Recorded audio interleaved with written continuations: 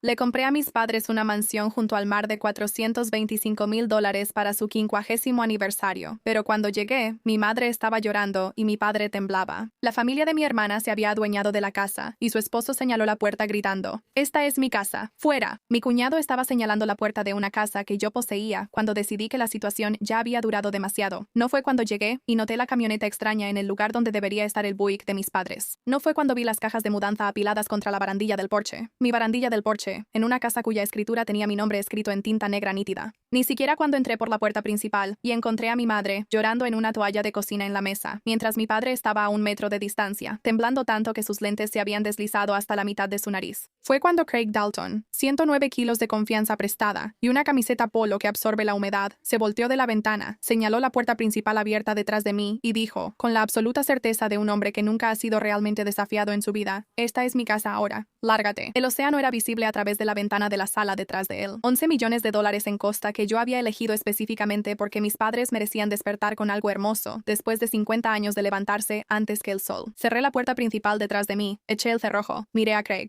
«Interesante», dije. «Recuérdame de nuevo de quién es esta casa». Debería retroceder un poco, porque la historia que nos llevó a ese momento no comenzó con Craig y tampoco completamente con mi hermana Vanessa, sino con una mañana de martes en marzo. Hace como 4 años, cuando estaba sentada en mi auto en el estacionamiento de un campus tecnológico en San José, y llamé a mi mamá para desearle feliz cumpleaños, y ella lloró durante 7 minutos antes de decirme por qué. Me llamo Ethan Whitaker. Tengo 38 años. Dirijo una empresa de análisis de software que fundé con otras 2 personas en un departamento de 2 habitaciones en 2013 y que fue adquirida 9 años después, por una suma considerable. Eso me hizo brevemente famosa en ciertas publicaciones especializadas y alteró permanentemente la forma de mi vida de maneras a las que, sinceramente, todavía me estoy adaptando. Te cuento esto no para establecer la riqueza como una credencial, sino porque es un contexto relevante para todo lo que sigue. El dinero, he aprendido, no complica a las familias, las aclara. Toma las tensiones y tendencias que siempre estuvieron ahí y elimina cualquier excusa para fingir lo contrario. Mis padres, George y Helen Whitaker, son el tipo de personas que nunca entenderán completamente a qué me dedico y que me criaron de una manera que hizo que eso fuera totalmente irrelevante. Mi papá trabajó durante 31 años como maquinista en una fábrica en la costa de Virginia que cerró en 2009 y mi mamá pasó esos mismos años, alternando entre trabajos de contabilidad de medio tiempo y la administración a tiempo completo de un hogar que funcionaba con un presupuesto cuidadoso y la creatividad específica de personas que saben cómo hacer que las cosas duren. Ellos son dueños de una casa de 3 habitaciones en un vecindario que tuvo su mejor época en los años 80 y han vivido ahí durante 41 años y nunca se han quejado de ello en mi presencia, porque quejarse no era parte del vocabulario que usaban frente a sus hijos. Lo que tampoco dijeron nunca, ni frente a sus hijos ni de otra manera, fue que la casa tenía un techo con goteras que ya habían parchado 2 veces y que no podían permitirse reparar adecuadamente, que las rodillas de mi papá se habían puesto tan mal que las escaleras eran un verdadero problema diario, que mi mamá había dejado de mencionar la artritis en sus manos, porque mencionarlo nunca había cambiado nada, y prefería no gastar su energía en cosas que no podía cambiar. Me enteré de todo esto en el cumpleaños número 68 de mi mamá, en ese estacionamiento, cuando lloró durante 7 minutos y luego se disculpó por llorar, y después me dijo que solo había sido un invierno difícil. Me quedé sentada en ese auto mucho tiempo después de que colgamos. Luego llamé a mi abogada de bienes raíces. Vanessa Whitaker Dalton es 4 años mayor que yo, y quiero ser precisa sobre esto, porque la precisión es la única manera de contar esta historia de manera justa. Ella no siempre fue la persona en la que se convirtió. Había una versión de mi hermana cuando éramos niñas que compartía sus dulces de Halloween sin que se lo pidieran y que se quedó conmigo durante 2 horas de una tormenta cuando yo tenía 7 años porque tenía miedo y ella decidió, sin decir nada, no estar en otro lugar. Esa persona existió, quiero decirlo claramente. En algún momento durante la década de su matrimonio con Craig Dalton, esa persona se volvió muy difícil de encontrar. Craig vendía seguros comerciales, o lo hacía hasta 8 meses antes del día en que señaló mi puerta, y me dijo que me fuera. Tenía una manera de ocupar el espacio que solo puedo describir como presuntuosa. Se movía por las habitaciones como si lo hubieran estado esperando, como si su llegada fuera el evento relevante, y todo lo anterior simplemente una preparación. Contaba historias largas que en realidad solo eran actuaciones extendidas de su propia competencia, y se reía de los chistes antes de terminar de contarlos, lo cual es una característica específica con la que me cuesta ser indulgente. Él y Vanessa tenían 2 hijos, de 9 y 11 años, que según todos eran buenos niños enfrentando el reto particular de ser criados por personas cuya relación con el dinero era transaccional y cuya relación con la responsabilidad era prácticamente inexistente. No me desagradaba Craig porque fuera ruidoso, o porque se riera demasiado, o porque tenía la costumbre de llamar a la casa de mis padres la vieja casa, en un tono que lograba ser al mismo tiempo afectuoso y despectivo. Me desagradaba Craig porque durante 11 años observé el efecto que tenía en mi hermana. La mujer que se sentó conmigo durante la tormenta ahora se reía de cosas que no eran graciosas y se quedaba callada cuando cuando debía hablar, y poco a poco, casi imperceptiblemente, había delegado su juicio a un hombre cuyo juicio no valía la pena delegar. Pero me estoy adelantando. Mis padres encontraron la casa en abril. No la encontraron. La encontré yo, con una agente de bienes raíces llamada Sandra Okonkwo, quien tenía 20 años de experiencia en bienes raíces en la costa de Virginia, y entendió exactamente lo que buscaba sin que tuviera que explicárselo 2 veces. 3 recámaras en la planta baja, lo cual era importante por las rodillas de mi papá. Una cocina con una ventana orientada al sur que le daría a mi mamá luz de la mañana mientras cocinaba.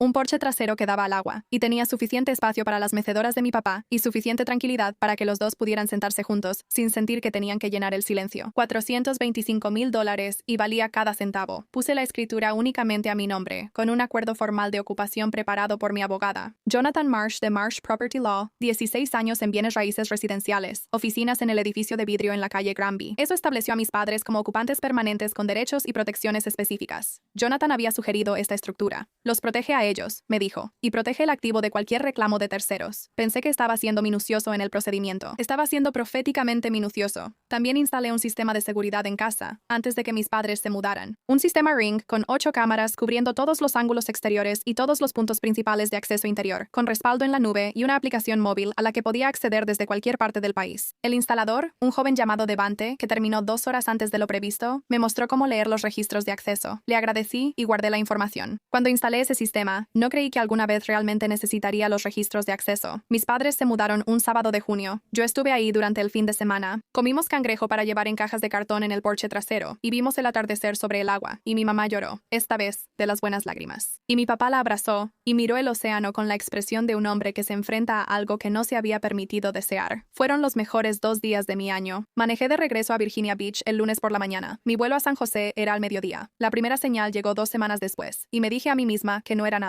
Mi mamá llamó un domingo por la tarde, lo cual era normal, pero la llamada fue más corta de lo habitual, lo cual no lo era. Dijo que todo estaba bien. Dijo que las jardineras que había mandado instalar a lo largo de la pared sur estaban creciendo muy bien. Dijo que Vanessa y Craig habían pasado a verlos el sábado con los niños. Yo dije que eso era bueno. Ella dijo que sí, que lo era. Había algo en la llamada que no podía nombrar exactamente. Una ligera tensión, como si hablara en un espacio más pequeño de lo habitual, eligiendo las palabras con más cuidado del que una conversación sobre jardines debería requerir. Me dije a mí misma que estaba cansada. 3 semanas después de eso, llamé a mi papá un jueves por la noche y no contestó. Casi siempre contestaba. Tenía su teléfono en el bolsillo de la camisa desde las 7 de la mañana hasta las 9 de la noche, con la constancia religiosa de un hombre que considera que no contestar una llamada es una falta de educación. Le mandé un mensaje. No respondió en 3 horas, lo cual sinceramente nunca había pasado antes. Cuando me devolvió la llamada a las 9:47 p.m., dijo que había estado afuera. Su voz decía las palabras correctas, pero en un orden ligeramente incorrecto, como suena cuando alguien está haciendo algo mientras habla. Me dije a mí misma que se estaba adaptando a la nueva rutina. La tercera señal la pasé por alto por completo, hasta que vi las grabaciones de seguridad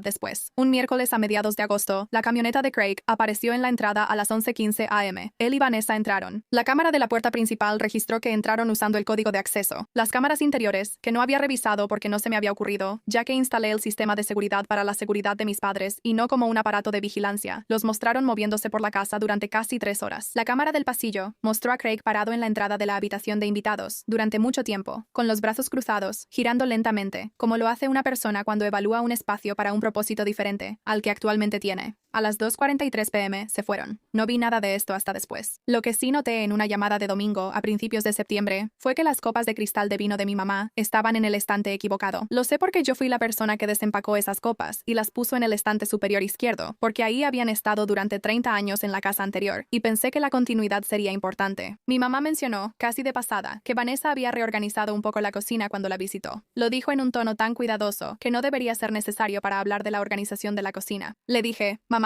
¿todo está bien? Ella respondió, por supuesto. Reservé mi vuelo para el siguiente fin de semana. Aterricé en el Aeropuerto Internacional de Norfolk un viernes por la tarde y conduje los 40 minutos hasta la costa en un auto rentado con las ventanas abajo, porque septiembre en la costa de Virginia tiene una calidad de aire particular que nunca he podido replicar en ninguna otra parte del país. Me detuve en una tienda de abarrotes, compré la marca de café instantáneo de mi papá y la marca de té English Breakfast preferida de mi mamá y una caja de las galletas de mantequilla que ella fingía no comer, pero que comía cada vez. Doblé hacia la carretera costera a las 6:22 2 p.m. La camioneta de Craig estaba en la entrada y había otro vehículo que no reconocí. Una camioneta de carga rentada, de esas que tienen la puerta lateral corrediza, estaba estacionada a la mitad del césped. Me quedé sentada en el auto un momento. Luego salí. La puerta principal estaba sin seguro. Inusual, porque mis padres cerraban la puerta con llave a las 5 en punto, con la precisión de personas criadas para creer que dejar la puerta sin seguro era buscarse problemas. Entré y entendí de inmediato, por la calidad del silencio y la disposición de las cosas, que había llegado en medio de algo. La mesa del pasillo había sido empujada contra la pared. Había cajas de cartón, con las tapas abiertas, parcialmente empacadas, apiladas a lo largo de la entrada, cajas de mudanza, no equipaje de invitados, cajas de mudanza, con un dispensador de cinta adhesiva en el piso junto a ellas. Escuché a mi mamá antes de verla. No eran palabras, solo el sonido particular de una persona llorando con esa contención de alguien que lleva un rato llorando, y a quien ya le avergüenza hacerlo. Seguí el sonido hasta la cocina. Estaba sentada en la mesa con un trapo de cocina presionado contra su cara. Llevaba puesta su blusa bonita, la azul que usaba para ocasiones especiales, lo cual no tenía sentido, y que entendí después. Se había arreglado porque hoy se suponía que sería una especie de celebración, una visita familiar, y se había vestido para la ocasión, y luego las cosas salieron mal, y ella seguía con la blusa bonita. Mi papá estaba de pie junto a la puerta de la cocina. Sus lentes se le habían resbalado por la nariz, lo cual pasaba cuando le temblaban tanto las manos que no podía realizar la pequeña tarea de subírselos. Le temblaban las manos. Estaba mirando a Craig. Craig estaba parado en el centro de la cocina con los brazos cruzados, y detrás de él, recargada en el arco entre la cocina y la sala, estaba Vanessa. Tenía una copa de vino en la mano. El cristal de mi mamá. El cristal de mi mamá.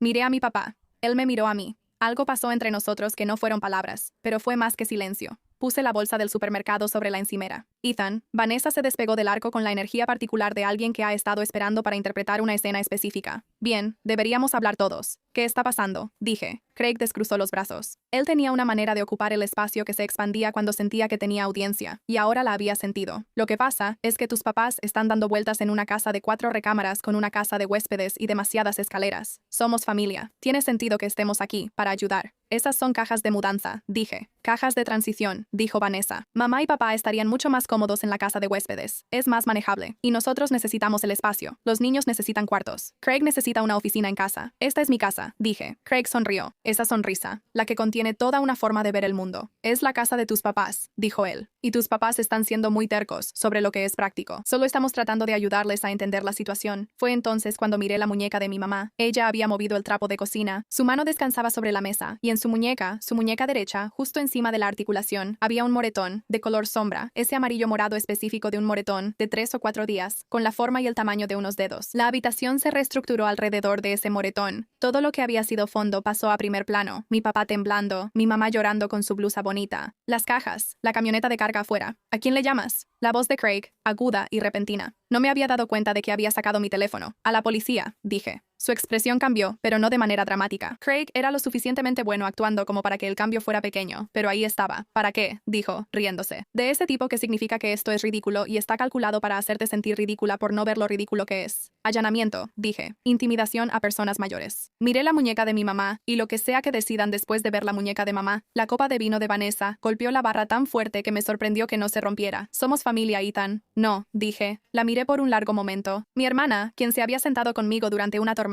quien se había convertido en alguien que no reconocía. Mamá y papá son familia. Tú eres una intrusa con nuestro apellido. Marqué el número. La oficial Darnell Martínez llegó en 12 minutos con una compañera llamada oficial Yolanda Sims, con 7 y 14 años en la comisaría costera respectivamente. Quiero ser específica sobre esto porque lo que sucedió después es algo preciso, y la precisión requiere detalles exactos. Pausa rápida. Si quieres más historias como esta y de mejor calidad, mi Spotify está enlazado en la descripción. Craig se transformó entre el momento en que terminé la llamada y el momento en que los oficiales tocaron la puerta. La tensión abandonó su postura. Su voz bajó al tono de un hombre acusado injustamente, paciente y apesadumbrado, herido por el malentendido. Sus hombros se relajaron. Noté que él ya había hecho esto antes. Era una actuación ensayada. Vanessa lloró a la perfección. Le dijo al oficial Sims que simplemente estaba tratando de ayudar a sus padres mayores con una transición responsable, que su hermano nunca había entendido la dinámica familiar, que la estaban pintando como la villana por intentar ayudar. El oficial Martínez, un hombre de complexión compacta con lentes para leer en el bolsillo de la camisa, y esa atención especial que viene de años de escuchar relatos contradictorios sobre los mismos hechos, observó la habitación sin decir una palabra. Miró las cajas, la camioneta afuera, la muñeca de mi madre, luego pidió ver identificación y documentación.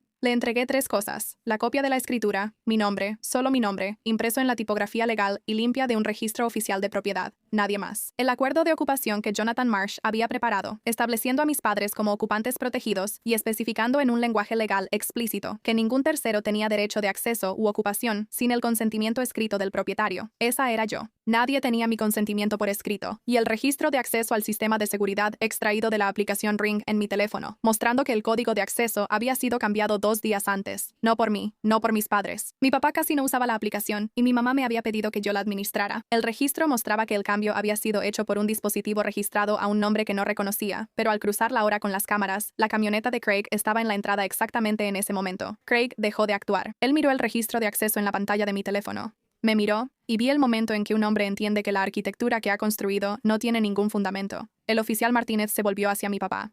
Mi papá había estado callado durante todo esto. Él era un hombre callado por naturaleza, el tipo de silencio que puede confundirse con pasividad por personas que no entienden la diferencia entre un hombre que elige no hablar y un hombre que no tiene nada que decir. Sus lentes seguían en su nariz ahora. Se los había acomodado cuando llegaron los oficiales. Un pequeño gesto deliberado de compostura. «Señor», dijo el oficial Martínez, «¿puede decirme con sus propias palabras qué ha estado pasando aquí?» Mi papá miró al oficial Martínez, miró a Craig, miró a Vanessa y encontró su voz. Salió firme, de la manera en que a veces las cosas salen firmes cuando decidir hablar ya hizo la parte difícil. Él agarró a Helen de la muñeca, dijo mi papá. Hace 4 días, ella les estaba pidiendo por favor que no movieran sus cosas de costura, y él le tomó la muñeca y le dijo que dejara de actuar de manera histérica. Una pausa. Me dijo que dejara de actuar como un hombre, a menos que estuviera preparada para que me trataran como uno. La habitación se quedó completamente en silencio. Vanessa no lloró esta vez. Craig miró al suelo. La oficial Sims estaba fotografiando la muñeca de mi madre con su teléfono. Lo que siguió no fue dramático, de la misma manera en que el proceso institucional real rara vez es dramático. Fue minucioso. Esa es su propia clase de justicia. El proceso metódico, documentado, paso a paso de un sistema que funciona como se supone que debe funcionar. La oficial Martínez pidió a todos que buscaran un lugar para sentarse. Craig, quizás sintiendo que el suelo había desaparecido completamente bajo sus pies, intentó una actuación más. Habló sobre un ejecutivo de software usando el dinero como un arma, sobre una familia siendo presionada a entrar en marcos legales, sobre qué tipo de hombre compra una casa para sus padres para controlarlos. Lo dejé terminar. Compré esta casa, dije, para que pudieran despertar frente al océano después de 50 años de levantarse antes del amanecer solo para sobrevivir. Entonces, la puerta principal, que la oficial Sims había dejado entreabierta, permitió la entrada de alguien a quien ninguno de nosotros había llamado. La señora Patricia Klein, de 71 años, bibliotecaria jubilada, vecina inmediata del lado norte, una mujer del tipo específico que produce suéteres de punto y guantes de jardinería, y expresiones como una hoja muy tranquila, apareció en la puerta con una mirada de propósito decidido. «Creo que debería hablar con alguien», le dijo al oficial Martínez.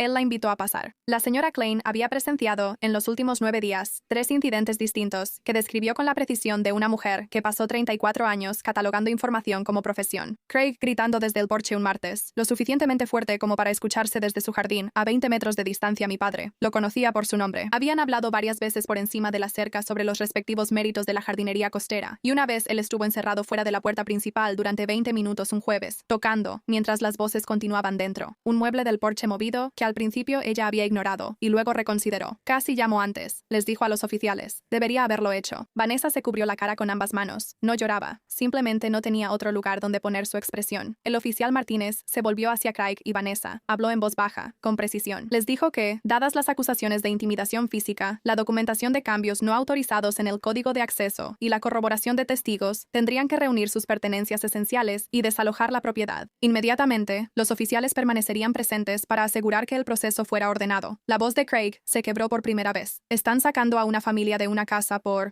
Se les está ordenando desalojar una propiedad donde no tienen derecho legal de ocupación», dijo la oficial Martínez, tras denuncias creíbles de amenazas e intimidación física contra los residentes documentados. Lo dijo de la manera en que la gente dice cosas que simplemente son verdad y no requieren énfasis. Puede consultar a un abogado si cree que esta acción es inapropiada. Ese es su derecho. Mientras tanto, por favor, reúna lo que necesite. Craig se quedó muy quieto por un momento. Luego fue a empacar. Empacaron mientras la oficial Martínez y la oficial Sims permanecían en la casa, y lo que reveló el acto de empacar fue su propia clase de documentación. Los vestidos de Vanessa, 4 en total, al menos para una semana, estaban colgados en el closet de mi mamá. El kit de afeitar y los artículos de tocador de Craig estaban acomodados junto al lavabo de mi papá en el baño principal, no junto al baño de visitas, no en el pasillo, sino junto al lavabo de mi papá, como si el reemplazo ya se hubiera completado y solo estuvieran esperando a que el papeleo se pusiera al día. Las cañas de pescar de mi papá, tenía 4, compradas una por una durante 30 años, cada una asociada a un cuerpo de agua específico y a un recuerdo particular, habían sido metidas en una bolsa de basura, no en sus estuches, en una bolsa de basura. basura. Las colchas de mi mamá, ella hacía colchas. Las había hecho durante 40 años. Nos las había dado a los dos cuando nos fuimos de casa. Estaban apiladas en contenedores etiquetados como donar con marcador negro. Donar. Las colchas de mi mamá, en contenedores de donación, en su propia casa. Mi mamá vio los contenedores. No hizo ningún sonido. Ella se acercó, tomó la colcha de arriba, un diseño de anillos de boda dobles en azul y crema que había hecho el año en que mis padres se casaron, la presionó contra su pecho brevemente y luego la llevó de regreso al dormitorio. Yo la seguí. Ella puso la colcha sobre la cama y la alisó con ambas manos, de la misma manera en que había alisado cosas toda mi vida, y no me miró por un momento. ¿Cuánto tiempo?, pregunté. Ella alisó el borde de la colcha. Empezó como una visita, dijo. Vinieron hace 3 semanas. Craig dijo que nos ayudarían a instalarnos, y luego simplemente estaban... Se detuvo. No quería preocuparte. Mamá, trabajas tanto, Ethan. Me senté en el borde de la cama. Trabajo duro para que no tengas que preocuparte por cosas como esta, dije. Para eso trabajo duro. Ella dio una palmada a mi mano. Luego regresamos a la sala. Mi papá estaba en el estudio. Lo encontré de pie junto al escritorio, donde alguien había dejado una pila de hojas de impresora encima de su caja de la Marina. La caja de madera que había guardado desde que tengo memoria, que contenía sus medallas de servicio y una colección de cartas de su tiempo en la Marina, y una bandera doblada del funeral militar de su hermano Robert.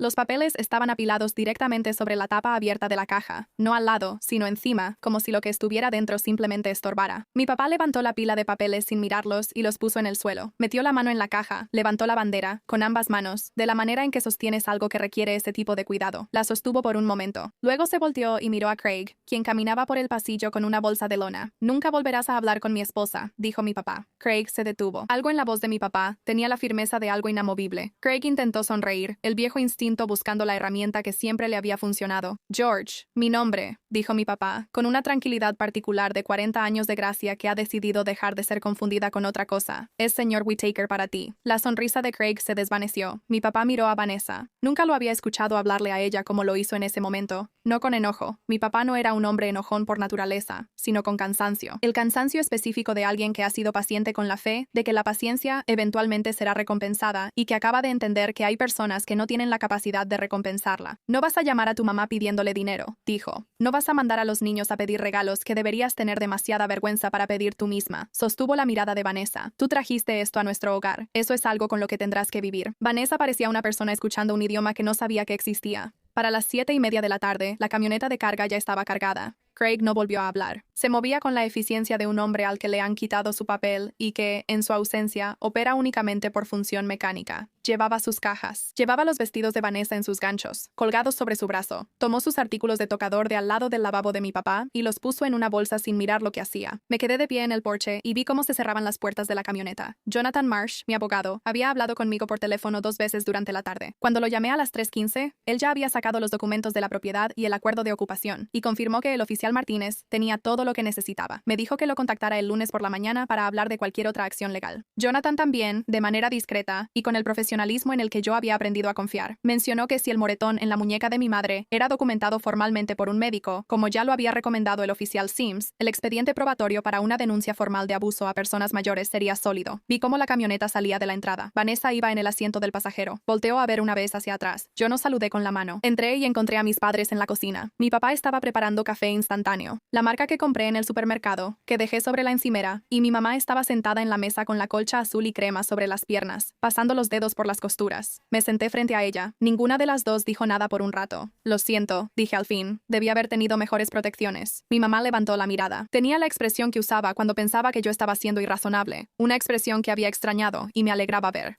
Nos compraste el océano, dijo. Eso no es algo por lo que debas disculparte. Te contaré lo que descubrí después, porque fue entonces cuando el panorama completo se aclaró. Craig había perdido su trabajo en enero, después de que una auditoría interna revelara 18 meses de reportes de gastos falsificados, un esquema que le había generado aproximadamente $41,000, que los abogados de su empleador ahora intentaban recuperar mediante procedimientos civiles.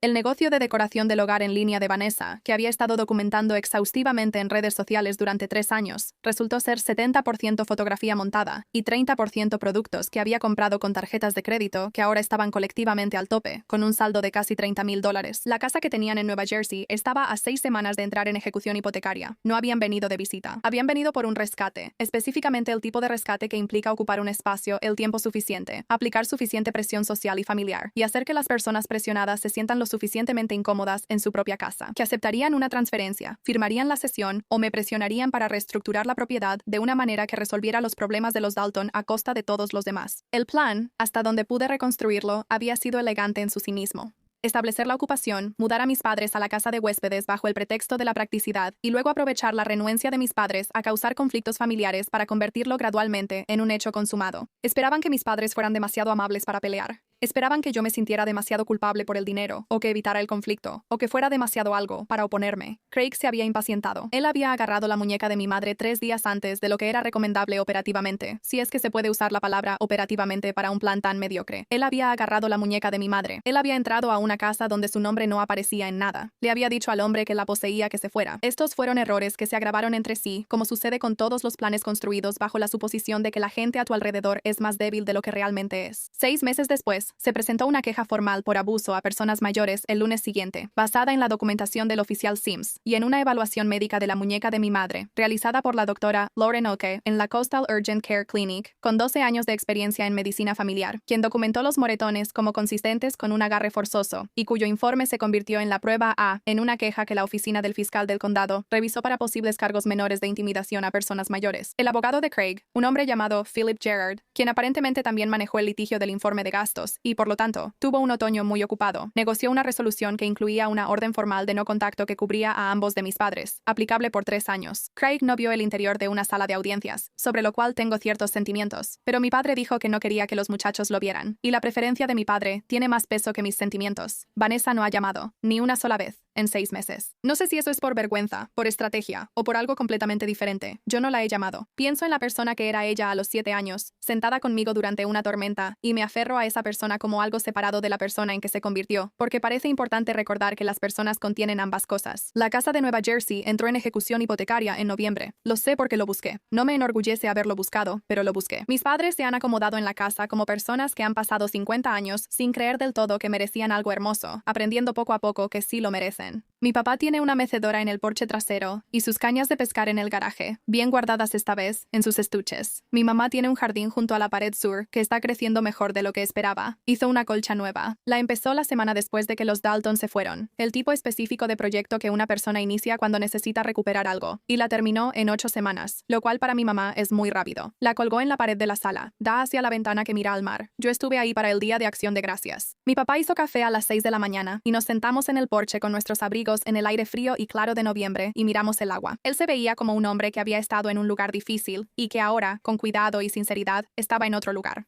Gracias, Ethan, dijo. ¿Por qué? Lo pensó, por saber lo que necesitábamos antes de que lo dijéramos. Yo miré el océano. Me devolvió la mirada, como lo hace el océano, paciente, indiferente, enormemente antiguo, completamente despreocupado por los pequeños dramas humanos que se desarrollan en sus orillas. Eso es lo que ustedes siempre hicieron por mí, dije. Él asintió una vez. Terminamos nuestro café. El sol salió sobre el agua como lo hace cada mañana en ese porche, y mis padres estaban ahí para verlo, porque ese siempre fue el objetivo.